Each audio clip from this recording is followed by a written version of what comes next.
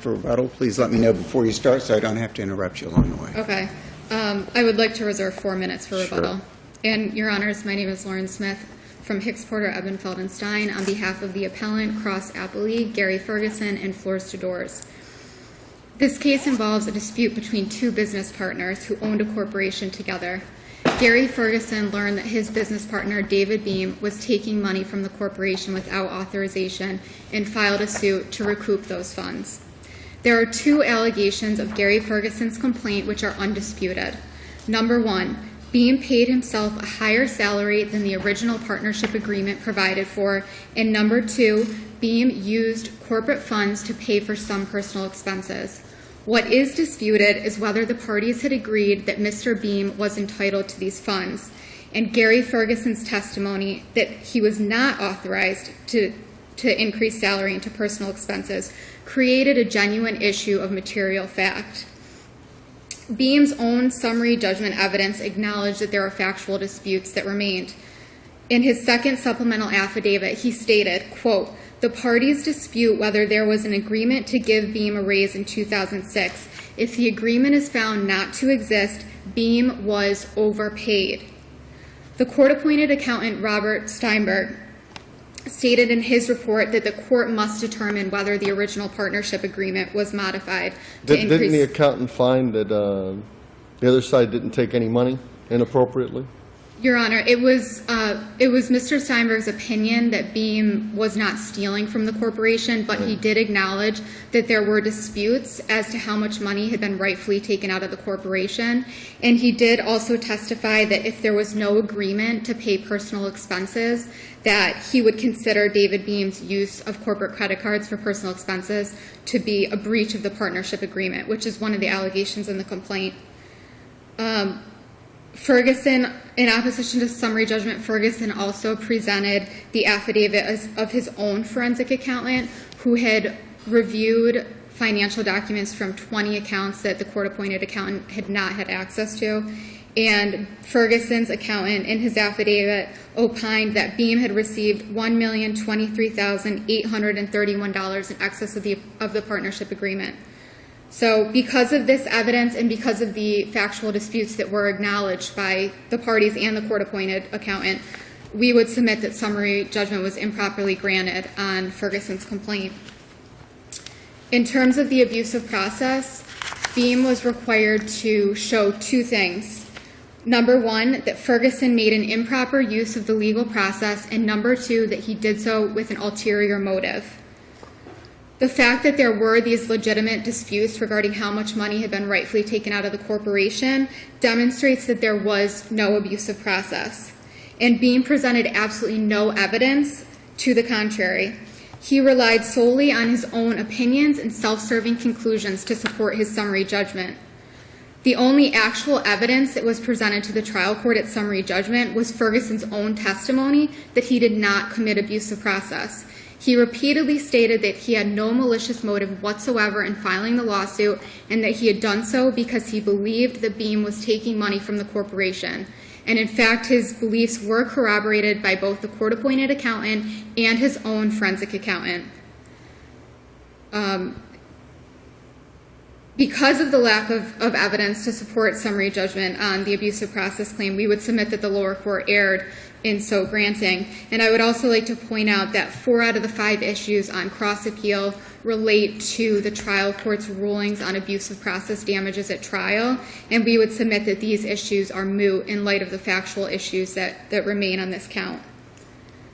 In terms of defamation and conversion, we would also submit that the trial court erred in granting summary judgment in Beem's favor on these counterclaims, but it's our position that the court does not need to reach the merits of these claims because the defamation and conversion claims were clearly waived and abandoned below. And significantly here on appeal, Beem has not challenged our position that he waived and abandoned these claims. And the record from below clearly demonstrates that that was his intention. At trial, and the trial in this case was on damages for abusive process defamation conversion because the court had granted summary judgment on liability. Yet the jury was only instructed on abusive process damages. The verdict form only requested damages for defending against Gary Ferguson's complaint. And at trial, Beem did not oppose a directed verdict brought by Kim Ferguson on the defamation claim against her, which was based on the same allegations of defamation as against Gary Ferguson. And Beem's counsel told the court, abusive process is all we are seeking. So in light of this waiver and abandonment of these claims, we would respectfully request that this court direct the lower court to enter judgment in Ferguson's favor on these claims. And that's all I have, unless you have any questions. Thank you, counsel. Thank you.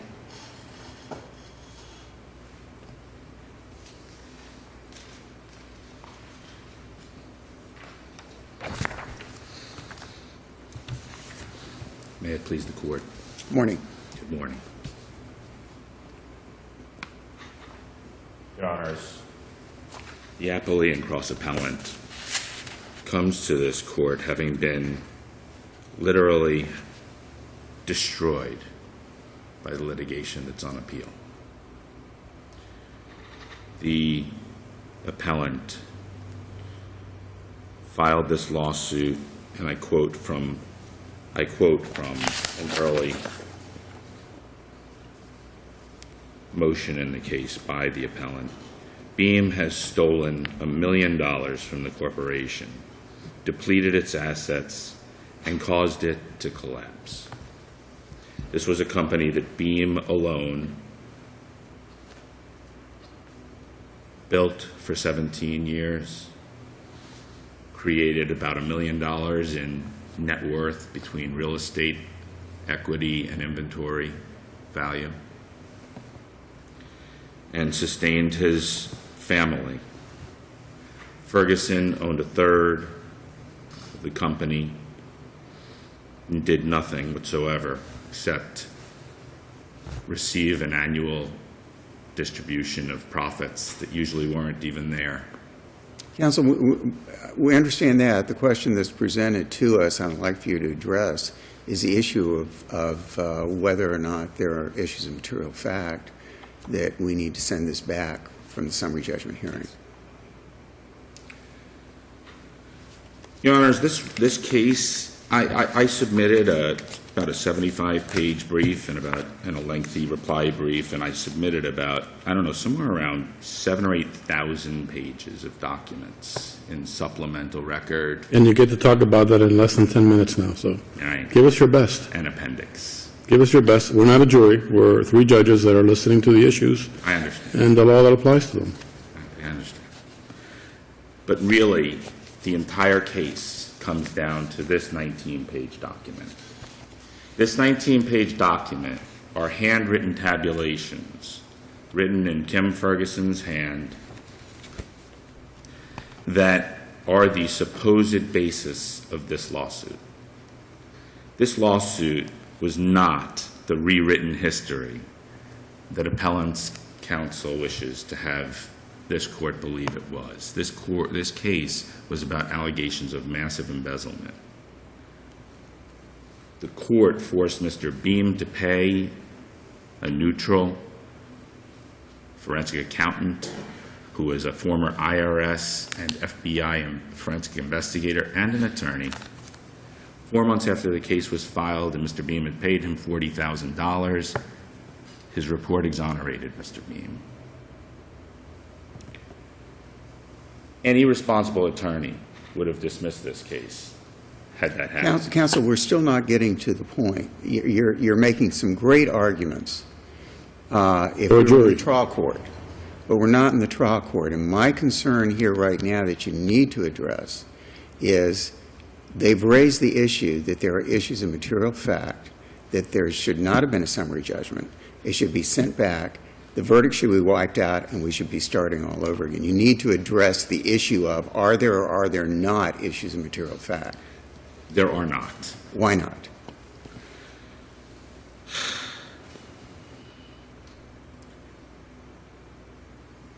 First of all,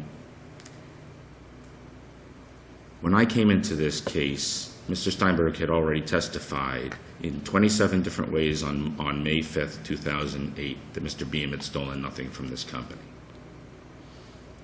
This issue about whether or not Mr. Beem overpaid himself,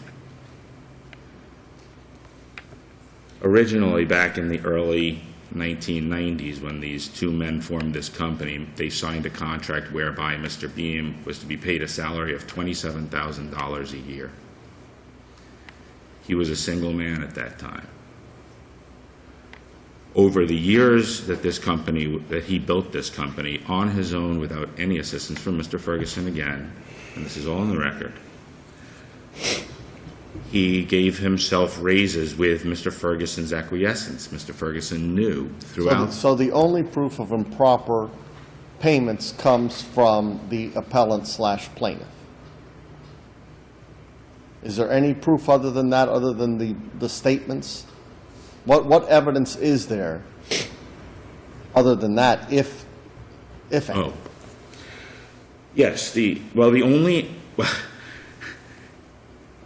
only allegation of impropriety is really a breach of contract, being that Mr. Beem, as president and two-thirds owner of this company, gave himself incremental annual raises so that he eventually made the princely sum of $67,000 a year to support his family of three.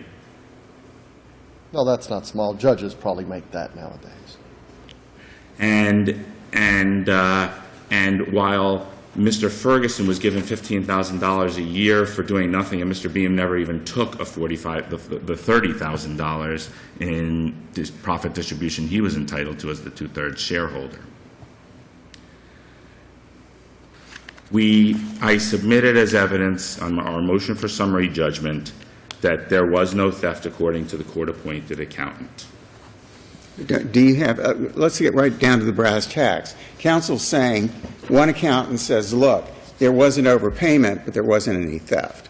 Could have been a mistake, something like that. Another one says there was over $1 million taken out of this firm, taken out of this company. Does that create an issue of material fact? No. Why not? No. Okay. After Mr. Steinberg, the neutral court-appointed accountant, filed his report and testified, the Fergusons, their counsel, said, we've hired our own forensic accountant, which, first of all, probably was even improper even for the court to allow that. Did the trial court strike that accountant? No, but the trial court did find the quote-unquote affidavit filed by the accountant in opposition to summary judgment to be of no value whatsoever. Right, because there was no evidence to support the claims. Not just that, but the language of the affidavit itself stated, this is my preliminary interim finding. It did not say that he found this as a matter of forensic accounting definitiveness. Not only that, but the only opinions in the affidavit were that FTD, Floors to Doors Books, which is a surplus, home improvement wholesaler, and it's a very, very difficult bookkeeping job for anybody, much less a one-man show like Mr. Beem, that the books were in such order that they were similar in nature to companies where possible fraud could be occurring. He did not ever say that he found any fraud whatsoever. He did not say anything. So therefore, summary judgment was properly entered, in your opinion? Oh, absolutely. Absolutely. They didn't submit anything in response. And the key thing is, Your Honors, is that going back to this ledger, this is what they did not submit. The basis of their lawsuit. If we look at this, then we see that included in this, the alleged $1 million in theft is every credit card payment ever made by this company, and this company, without looking at the bills to see what was spent it on. Every phone payment. We have a $1,450 phone bill that Mrs. Ferguson or Mr. Ferguson just decided was theft, when clearly no homestead family who doesn't have family overseas is going to have a $1,500 family phone bill.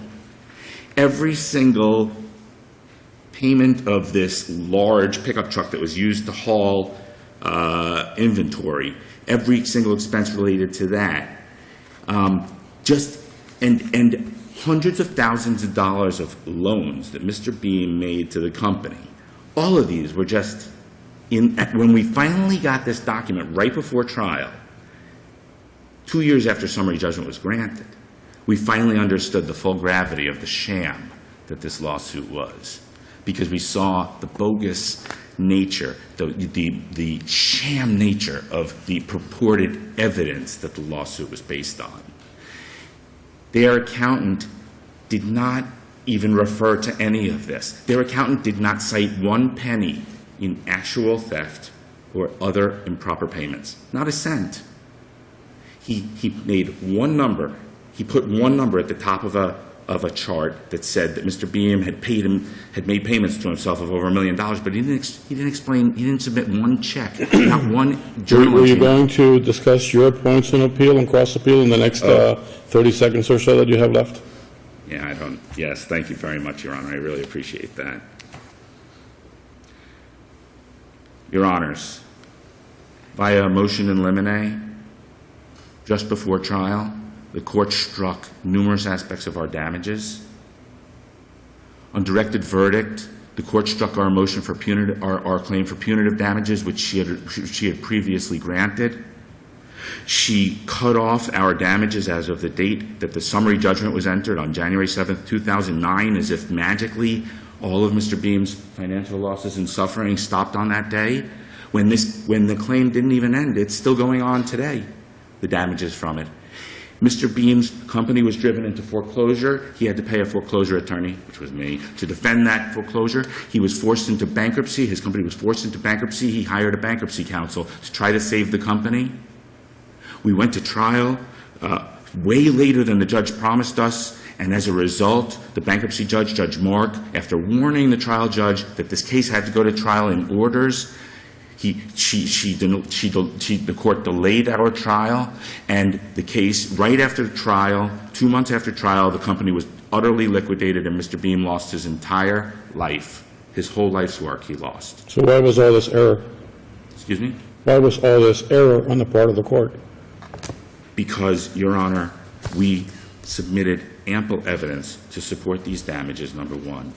Number two, motions in limine cannot be treated or should not be treated as motions for summary judgment, because the procedures are completely different. If I thought the motion in limine by which they got rid of all of our damages was actually a motion for summary judgment, I would have, if I thought it had any validity or any merit, I would have submitted affidavits in opposition. It wasn't supported by affidavits. In fact, the motion in limine was composed of like 15 single lines, and on a single line, on about 4 single lines of quote-unquote argument, actually just a demand for relief, the judge threw out 3 or 4 items of our damages that have all been recognized, that are right in the jury instructions, that are allowed as damages, and she struck them before trial and on directed verdict without ever announcing any rationale. We presented the same evidence of punitive damages that we submitted. They filed an IRS complaint against Mr. Beem. He got an audit. He was audited by the IRS. They filed allegations of fraud against him with the Small Business Administration, and they filed complaints with the Code Enforcement Board against the company. They filed a complaint with this grant, this agency giving FTD a grant of $50,000 for hurricane damage, and they obstructed all of this. They advertised in the papers that the company was going out of business and selling off its inventory. They got their lawyer to send out letters saying that FTD was under investigation and being sued for improper accounting procedures. They did everything to destroy this company that they could. And now Mr. Ferguson has filed a bankruptcy after giving his wife $2.5 million to avoid paying this judgment and avoid posting a supersedious bond. Counsel, we've let you go over. So in conclusion, you would ask us to do what?